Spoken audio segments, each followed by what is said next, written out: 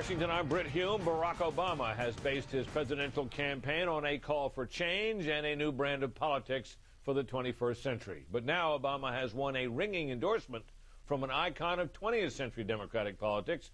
Senator Ted Kennedy told a cheering crowd that Obama, quote, appeals to the better angels of our nature.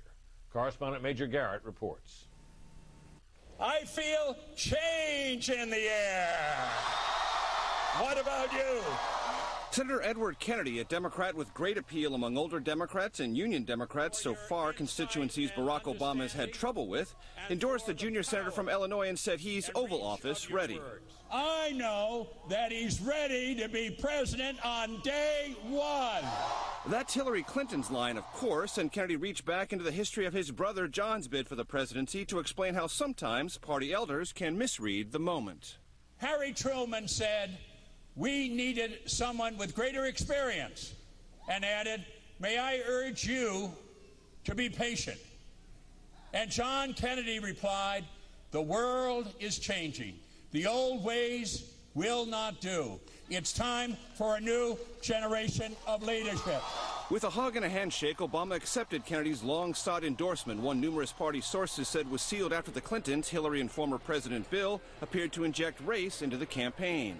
It is not about rich versus poor, young versus old, and it is certainly not about black versus white. It is about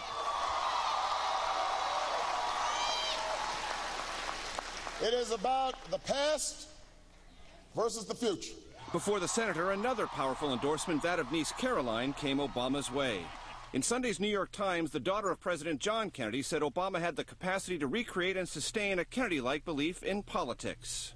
He is already inspiring all Americans, young and old, to believe in ourselves, tying that belief to our highest ideals.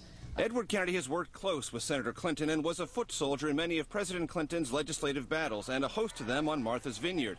But as the battle for the nomination drags on, party regulars also remember the last time the party faced a year-long slog for delegates, the 1980 campaign where Kennedy refused to give up in his battle against sitting President Jimmy Carter, generating deep party divisions, just the kind of divisions the Clintons hope to avoid now. In Connecticut today, Senator Clinton bashed President Bush and stuck to unifying themes. Are you ready for change in America? Are you ready for an economy that works for everybody?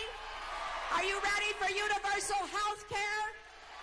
Are you ready for an education system that keeps faith with our students and our teachers? Education and health care have been big themes for Hillary Clinton as she's combated Barack Obama. On health care, she said his universal health care plan is insufficient. On education, she said, you know, I'm not sure America's ready for merit pay. Certainly teachers' unions are not. So how does Edward Kennedy fit in all this? Well, he gives Obama credibility, at least the Obama campaign hopes, on universal health care and on education, because no Democrat in the Senate has deeper ties to the education union, and Obama's counting on Senator Kennedy, rather, to help him out on that front as well. Britt? Major, thank you. Barack Obama is also being endorsed by the Nobel Prize-winning author Toni Morrison, who back in 1998 called Bill Clinton the first black president. At the time, Morrison said Mr. Clinton was, quote, blacker than any actual person who could ever be elected in our children's lifetime. We'll have more on the former president's role in the racial undertones of his wife's campaign later in our program. On the eve of the Florida